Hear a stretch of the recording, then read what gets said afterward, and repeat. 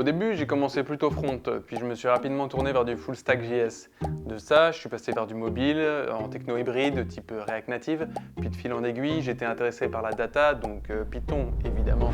Salut, c'est Adrien et bienvenue dans cette vidéo. Si vous n'avez rien compris à mon intro, vous êtes au bon endroit. Alors restez avec moi pour découvrir le monde merveilleux du code, je vous promets que vous le regretterez pas. À la fin de l'été 2016, j'ai commencé une école pour apprendre à coder. Et honnêtement, je pensais pas que ça changerait ma vie comme ça. À l'époque, j'étais batteur professionnel, j'accompagnais sur scène et en tournée des gens comme Lafouine ou Orelsan. J'ai ressenti le besoin d'apprendre la programmation, en tout cas au début, par envie d'entreprendre. J'avais tout le temps envie de créer des apps et tout le temps des idées de business, plus particulièrement dans la tech. Comme j'avais pas les moyens d'embaucher un développeur et qu'en plus j'aurais jamais su quelle langue lui parler, j'ai fini par décider d'apprendre moi-même. Le but c'était de coder seul mes prototypes. Et finalement, en quelques mois, je suis complètement tombé amoureux du craft, de l'art de coder. Parce que oui, c'est vraiment un art. Je me suis mis à vivre, dormir, boire et manger code. J'étais complètement obsédé. Why are you so obsessed with me? Depuis, il s'est passé bien des choses. J'ai quand même monté une boîte. Mais avant ça, j'ai passé un certain nombre d'années à bosser pour d'autres, en tant que développeur. Certains disent que dans la vie, les choses n'arrivent pas par hasard. Eh bien, je vais vous dire, je suis bien d'accord. Car m'intéresser à la programmation, ça m'est un peu tombé dessus comme ça, mais c'est de loin la meilleure chose qui me soit arrivée. Alors aujourd'hui, et dans cette vidéo, je vais vous présenter les 5 raisons pour lesquelles vous devriez immédiatement apprendre à coder. Et si vous n'êtes pas dans la tech, laissez-moi une chance. Vous allez voir, cette vidéo est aussi faite pour vous. Coder, c'est apprendre à penser. D'ailleurs, je suis pas le seul à le dire. Everybody in this country should learn how to program a computer because it teaches you how to think. Dans l'imaginaire collectif, on pense aux codeurs comme dans les films, qui tapent à 10 000 à l'heure sur leur clavier pour écrire des algorithmes auxquels on comprend rien. La réalité, c'est qu'on passe plutôt des centaines d'heures à rencontrer des problèmes. On passe notre temps à décomposer ces problèmes et surtout à chercher des solutions à des erreurs qu'on rencontre en route. Personne n'est là pour vous tenir la main et vous dire comment faire. Vous devez vous démerder pour trouver les réponses qui correspondent au sujet, les interpréter, les adapter, puis les appliquer. On est forcé d'utiliser son cerveau au max de ses capacités. Et on développe considérablement à la fois son esprit critique et sa capacité à résoudre des problèmes. Rien qu'en connaissant les bases de la programmation, on apprend à réfléchir différemment. Et d'après moi, on apprend à mieux penser. Savoir coder, c'est comprendre le monde qui nous entoure. On se pose pas trop souvent la question de savoir pourquoi une pomme tombe d'un arbre. À l'école, on a tous fait de la physique de base et on connaît les lois de la gravité. On n'y pense même plus. On remet jamais en question ses apprentissages. Toutes ces choses qu'on a apprises à l'école primaire et au collège, elles n'ont pas vraiment pour but de faire de nous l'élite du savoir, mais juste de nous permettre de vivre ensemble en comprenant le monde qui nous entoure. Seulement quand on parle du digital, c'est un petit peu différent. Vous connaissez, vous, des gens qui n'utilisent pas de smartphone autour de vous? Des gens qui n'envoient pas de mail ou pas de SMS? Des gens qui vont pas sur internet, qui sont pas sur Facebook, Instagram, Doctolib, des gens qui n'ont pas d'enceinte sans fil ou de monde connecté. Bon allez, ça va, couche là. Moi j'en connais pas. Pourtant, c'est quoi le pourcentage de gens qui savent coder dans le monde? 1, 2, 3%? Aujourd'hui, c'est la technologie qui façonne le monde, bien plus que le monde fait la technologie. Finalement, seuls ceux qui codent comprennent le monde dans lequel ils vivent. C'est les seuls qui sont vraiment souverains de leurs iPhones et non esclaves. Je sais que mes mots sont un peu forts, mais c'est la vérité pure et simple. Alors si vous voulez vraiment être libre, indépendant, apprenez à coder.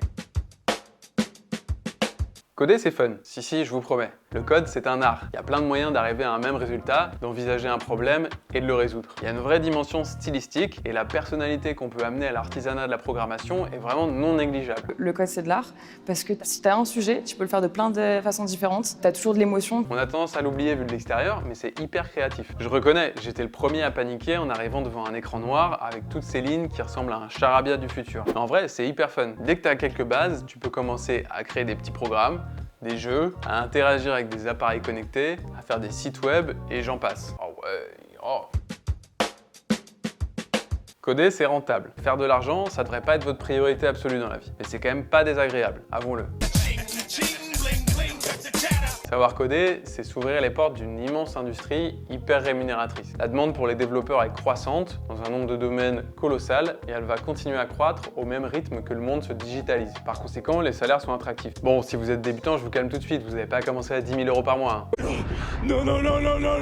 En tant que dev, vous pouvez aussi choisir l'option d'être freelance et de travailler d'où vous voulez dans le monde. Les digital nomades, c'est pas un mythe. Vous pouvez prendre des missions en France et vivre à Bali les pieds dans l'eau, en sirotant des noix de coco. Il y a pire. Regardez, moi par exemple, 1 an après mon école de code, et malgré ma courte expérience, j'avais déjà réussi à décrocher un poste pour une boîte suisse à Cape Town, en Afrique du Sud. Je peux vous dire, c'était pas les pires années de ma vie. Dernière possibilité, et je tiens à la mentionner car on l'oublie trop souvent, avoir les bases de la programmation, c'est savoir échanger avec une équipe l'équipe technique. Si vous avez un poste non technique mais que vous avez les clés pour communiquer avec l'équipe en charge, celle-ci sera bien plus à l'aise et vous pourrez valoriser cette compétence en étant bien mieux payé.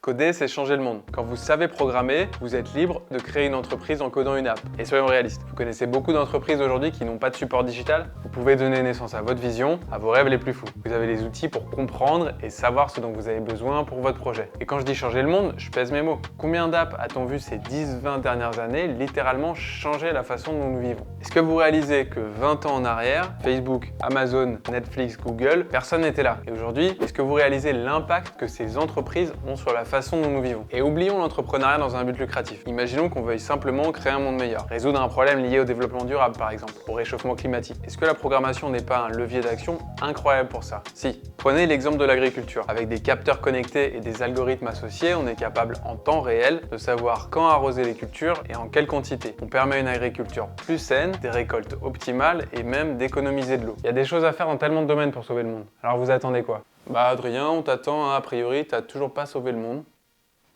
Savoir coder, c'est la chose la plus proche que vous pourrez trouver d'un super pouvoir. Et je vous promets qu'une fois passé la peur de l'écran noir avec tous ces petits caractères, vous vous rendrez bien vite compte que c'est même plutôt facile. C'est sûr que si toi t'y arrives, ça doit pas être bien compliqué. Si vous voulez apprendre à coder, que ce soit par pur plaisir pour un peu mieux comprendre le monde qui vous entoure, ou plutôt par vocation professionnelle, il y a 1 million de ressources sympas, performantes et gratuites en ligne. Il y a aussi plein d'écoles qui proposent des formats longs ou courts, type bootcamp en France. Je les connais pas tous, mais dites-moi si ça vous intéresse et on pourra peut-être en parler dans une prochaine vidéo. Merci infiniment d'avoir regardé cette vidéo. Si ça vous a plu, n'hésitez pas à liker, à me faire un feedback en commentaire et à vous abonner pour voir la suite. En attendant, buvez de l'eau et n'oubliez pas, c'est pas qui on est, c'est qui on devient.